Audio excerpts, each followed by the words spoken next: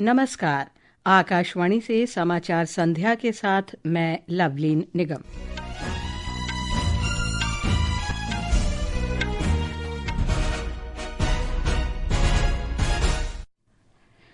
प्रधानमंत्री नरेंद्र मोदी ने संयुक्त अरब अमीरात के राष्ट्रपति शेख मोहम्मद बिन जायद अल नहयान से नई दिल्ली में बातचीत की। दोनों देशों ने रक्षा, अंतरिक्ष, ऊर्जा और निवेश क्षेत्रों में सहयोग बढ़ाने के लिए समझौतों पर हस्ताक्षर किए। अंतर्राष्ट्रीय मुद्रा कोष ने चालू वित्त वर्ष के लिए भारत की आर्थिक विकास दर का अनुमान बढ़ाकर 7.3% किया। भाजपा के कार्यकारी अध्यक्ष नितिन नबीन का पार्टी का नया राष्ट्रीय अध्यक्ष बनना तय। सर्वोच्च न्यायालय ने त्योहारों के दौरान हवाई किराए में अत्यधिक वृद्धि पर चिंता व्यक्त की। रेलवे ने मौनी अमावस्या के लिए 244 विशेष रेलगाड़ियां चलाईं। 4,50,000 से अधिक यात्रियों ने यात्रा की। और महिला प्रीमियर लीग क्रिकेट में रॉयल चैलेंजर्स बेंगलुरु और गुजरात जॉयंट्स के बीच वडोदरा में मुकाबला जारी। प्रधानमंत्री नरेंद्र मोदी ने आज नई दिल्ली में संयुक्त अरब अमीरात के राष्ट्रपति शेख मोहम्मद बिन जायद अल नहयान के साथ प्रतिनिधि मंडल स्तर की वार्ता की। बैठक में भारत और संयुक्त अरब अमीरात के बीच रक्षा, अंतरिक्ष, ऊर्जा, सुपर कंप्यूटिंग और खाद्य सुरक्षा के क्षेत्रों में कई समझौतों पर हस्ताक्षर किए गए। विदेश सचिव विक्रम मिस्री ने बताया कि रणनीतिक रक्षा साझेदारी, अंतरिक्ष अवसंरचना, विकास और उसके व्यवसायीकरण पर संयुक्त पहल तथा गुजरात के धोलेरा में विशेष निवेश क्षेत्र के विकास में संयुक्त अरब अमीरात की भागीदारी के क्षेत्र में समझौते हुए। श्री मिस्री ने बताया कि दोनों देशों ने HPCL इंडिया और संयुक्त अरब अमीरात के एडनॉक गैस के बीच क्रय विक्रय के समझौते पर भी हस्ताक्षर किए। उन्होंने कहा कि भारत और संयुक्त अरब अमीरात भारत में एक सुपर कंप्यूटिंग क्लस्टर स्थापित करने पर सहमत हुआ है। विदेश सचिव ने कहा कि दोनों देश वर्ष 2032 तक आपसी व्यापार दोगुना करने पर सहमत हुए हैं।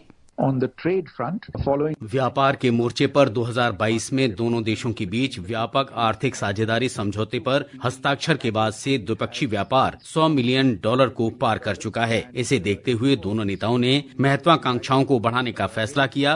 दोनों देशों ने 2032 तक द्विपक्षीय व्यापार को दोगुना करके $200 बिलियन तक पहुँचाने का लक्ष्य रखा है। विदेश सचिव ने कहा कि दोनों देश द्विपक्षीय नागरिक परमाणु सहयोग को बढ़ावा देंगे। प्रधानमंत्री मोदी और UAE के राष्ट्रपति शेख मोहम्मद बिन जायद अल नहयान ने सीमा पार आतंकवाद सहित आतंकवाद के सभी रूपों और अभिव्यक्तियों की निंदा की है। दोनों नेताओं ने इस बात पर बल दिया कि कोई भी देश आतंकी कृत्यों को वित्त पोषित करने, योजना बनाने, समर्थन करने या अंजाम देने वालों को पनाह न दे। दोनों नेताओं ने आतंकवाद के वित्त पोषण का मुकाबला करने और धन शोधन विरोधी प्रयासों को मजबूत करने के लिए वित्तीय कार्रवाई बल के ढांचे के भीतर सहयोग जारी रखने पर सहमति व्यक्त की। विदेश मंत्री डॉक्टर S जयशंकर ने कहा है कि पोलैंड को आतंकवाद को कतई बर्दाश्त न करने की नीति अपनानी चाहिए और भारत के पड़ोसी देशों में आतंकी ढांचे को बढ़ावा देने में मदद नहीं करनी चाहिए। पोलैंड के उप प्रधानमंत्री और विदेश मंत्री रादोस्लाव सिकोर्स्की के साथ आज नई दिल्ली में बैठक के दौरान डॉक्टर जयशंकर ने कहा कि हाल के समय में अमेरिका और फ्रांस ने यूक्रेन संघर्ष और उसके प्रभावों के बारे में भारत का दृष्टिकोण साझा किया था। पिछले वर्ष न्यूयॉर्क में और इस वर्ष जनवरी में पेरिस में हमने यूक्रेन संघर्ष और इसके प्रभावों पर खुलकर अपने विचार साझा किए हैं। हमने बार बार इस बात पर बल दिया है कि भारत को चुनिंदा रूप से निशाना बनाना अनुचित और अन्यायपूर्ण है और मैं आज फिर से इसे दोहरा रहा हूँ। डॉक्टर S जयशंकर ने कहा कि पोलैंड के उप प्रधानमंत्री और विदेश मंत्री रादोस्लाव सिकोर्स्की के साथ द्विपक्षीय संबंधों और वैश्विक घटनाक्रमों पर चर्चा की गई। सोशल मीडिया पोस्ट में डॉक्टर जयशंकर ने बताया कि उन्होंने दोनों देशों के आर्थिक, तकनीकी, रक्षा, खनन और बहुपक्षीय सहयोग पर बातचीत हुई। फिलीपींस में हाल ही में आए भीषण तूफान के बाद भारत ने 30 टन मानवीय सहायता सामग्री भेजी है। ये सामग्री लेकर भारतीय विमान C-17 फिलीपींस के लिए रवाना हुआ। विदेश मंत्रालय के प्रवक्ता रणधीर जायसवाल ने सोशल मीडिया पोस्ट में बताया कि भारत संकट के समय सहयोगी देशों की सहायता के लिए प्रतिबद्ध है। अंतर्राष्ट्रीय मुद्रा कोष IMF ने वर्ष 2025 के लिए भारत की आर्थिक वृद्धि का अनुमान 0.7 अंक बढ़ाकर 7.3% कर दिया है। एक रिपोर्ट। विश्व आर्थिक आउटलुक अपडेट में IMF ने कहा है कि ये वृद्धि इस वित्तीय वर्ष की चौथी तिमाही में मजबूत गति को दर्शाती है। IMF ने वित्त वर्ष 2026-27 के लिए भारत की आर्थिक वृद्धि 6.4% का अनुमान व्यक्त किया है। IMF ने कहा है कि अपेक्षित मंदी के बावजूद भारत उभरते बाजारों और विकासशील अर्थव्यवस्थाओं में वृद्धि का एक प्रमुख चालक बना हुआ है। खाद्य पदार्थों की कीमतों में नरमी के कारण भारत में मुद्रास्फीति 2025 में उल्लेखनीय गिरावट के बाद लक्ष्य स्तर के करीब वापस आने की उम्मीद है। इससे घरेलू मांग को अतिरिक्त समर्थन मिलेगा। समाचार कक्ष से फरहत नाज। ये समाचार आकाशवाणी से प्रसारित किए जा रहे हैं। ताज़ा समाचार जानने के लिए आप हमारे social media handle X @AIR news Hindi को फॉलो कर सकते हैं।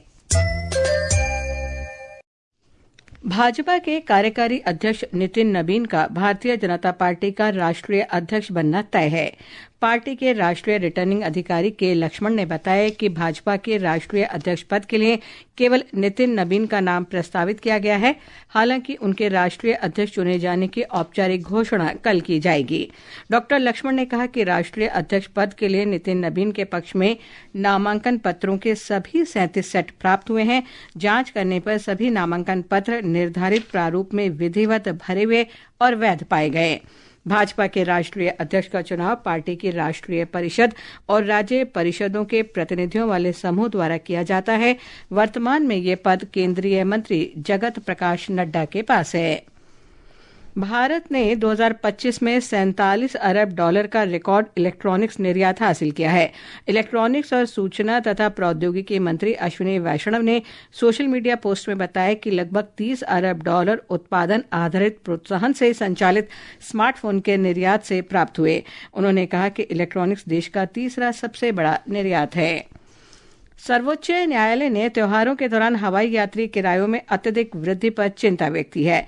न्यायालय ने कहा है कि हवाई किरायों में होने वाले अप्रत्याशित उतार चढ़ाव को नियंत्रित करने के लिए वो हस्तक्षेप करेगा।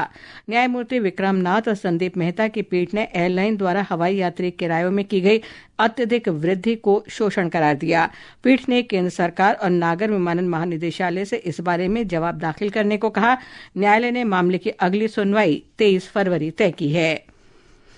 सर्वोच्च न्यायालय ने निर्वाचन आयोग को पश्चिम बंगाल में जारी मतदाता सूची के विशेष गहन पुनरीक्षण कार्य के दौरान तार्किक विसंगतियों की सूची में शामिल मतदाताओं के नाम प्रदर्शित करने का निर्देश दिया है।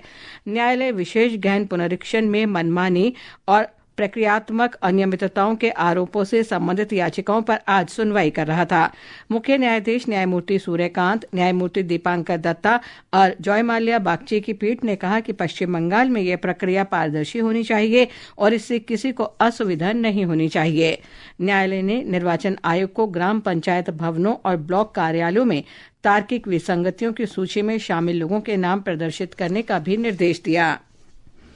सामाजिक न्याय और अधिकारिता राज्य मंत्री रामदास आठवले ने कहा है कि प्रधानमंत्री नरेंद्र मोदी के नेतृत्व में भारत अब विश्व की चौथी सबसे बड़ी अर्थव्यवस्था के रूप में उभरा है।